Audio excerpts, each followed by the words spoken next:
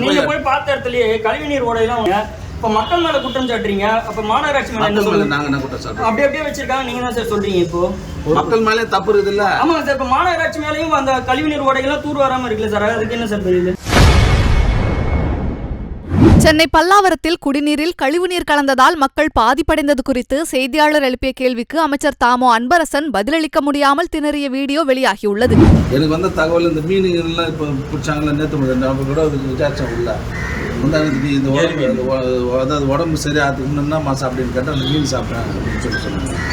அதுதான் வந்து இப்போ இன்னும் ஒரு மணி நேரத்தில் தெரிஞ்சிடும். தண்ணியில் குடிநீரில் வந்து கழிவுநீர் கலந்ததுன்னா கிட்டத்தட்ட 300-400 பேர் பாதிச்சிருப்பாங்க நேரம். ஒருத்தர் இது ஒரு சிலர் ஒரு 10-20 பேர் தான் பாதிச்சிருக்கு. ப்ளீச்சிங் பவுடர் ரேட்டு என்ன தெரியுமா? ப்ளீச்சிங் பவுடர் கிட்டத்தட்ட 13 ரூபா 10 ரூபா. மைதா மாவு என்ன ரேட் தெரியுமா? நீதான் கேள்வி கேட்டேன். 40 ரூபா. ப்ளீச்சிங் பவுடர் எவ்வளோ சார் டெண்ட் விட்டுருக்காங்க மாநகராட்சியில்?